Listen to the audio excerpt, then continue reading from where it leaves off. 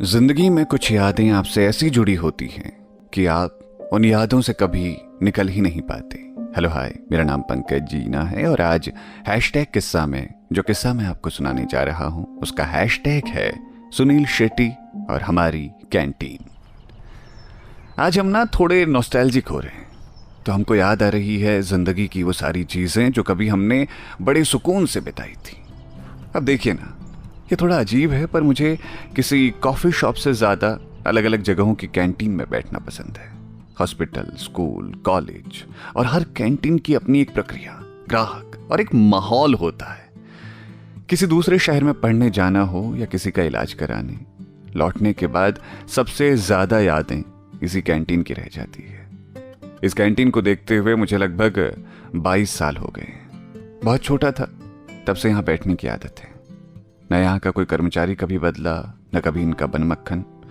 आज भी जब बन सेंकने के बाद लल्लू उस पर मक्खन की टिक्कियाँ रखकर गरम गरम चाकू से काटता है ना, तो एक मीठी सी खुशबू आती है जो मुझे उसी वक्त में लेकर चली जाती है। आज करीब 9 साल बाद यहाँ गया, बैठा, चाय पी और सुकून से 2-4 गाने सुने। देखिए, गानों के मामले में हमारे फेवरेट हैं कुमार सानू और हीरो के मामले में सुनील शेट्टी। बचपन में सुनील शेट्टी के बहुत बड़े फैन थे। मुंह में टूथपिक चबाने से लेकर ओवर साइज कोट पहनने तक उस आदमी का स्वैग ही अलग रहा है। गोपी किशन में उसका डबल रोल हमें इतना प्रेरित करता था कि कभी कभी हम खुद को उसकी जगह रखकर वो स्वैग महसूस करते थे। आईने के सामने खड़े होकर पापा को ओवर साइज जैकेट और चश्मा लगाकर मुंह में माचिस की तीली डाले स्वैग फील करने में एक अलग ही सुख था। लेकिन जब मूवी में उनको लंबे बालों के साथ माथे पर रुमाल बांधकर समाज को अपने आप को समर्पित करने की भावना हमने देखी ना, तो दिलो दिमाग में कुछ करने की खलबली मच गई।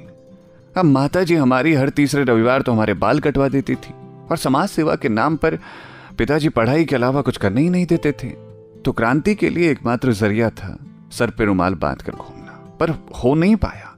पहले ही दिन किसी चोरकट ने जाकर मम्मी को बता दिया और हम जमकर गरियाए गए। अब घर वालों को कौन समझाए जिसे वो मवालीगिरी समझकर इतना गरिया रहे हैं, असल में वो अपने आप में कितनी बड़ी क्रांति का ऊर्जा स्रोत है। आज जब कैंटीन में बैठे थे तो हमको कोई पहचान नहीं रहा था, लेकिन हम इस कैंटीन के एक एक हिस्से को जानते थे। उस हिस्से को भी जहां बैठकर खुद को सुनील शेट्टी समझते थे, उस हिस्से को भी जिस पर लोगों से लड़ाइयां हुई। कितने नादान थे यार हम, कभी भी किसी भी बात को प्रूफ करने के लिए लड़ लिया करते थे। मुझे लगता है कि एक उम्र के बाद आपको अपने सारे पिछले कर्मों का अफसोस होता है। मुझे भी होता है अब, लेकिन मैं उन सारी बातों को भूलकर जिंदगी की दौड़ में दौड़ता जाता हूँ। आज 9 साल बाद इस कैंटीन में लौटने की वजह भी है। पहले पढ़ाई के लिए शहर छोड़ा, फिर कभी कभार यहाँ आना हुआ। अपने शहर आते भी थे तो बस कुछ वक्त के लिए ही रुकते थे। नौकरी आपको रुकने नहीं देती कहीं पर। हम भी इसी जाल में उलझे थे। अब कई बार सोचते भी थे कि नौकरी छोड़कर अपने शहर चले जाएं, वहीं शुरू करें कुछ, कम से कम अपने लोगों के बीच तो रहेंगे। 10 दिन की छुट्टी लेकर यही सोचने आए थे कि क्या किया जाना चाहिए, क्या करें।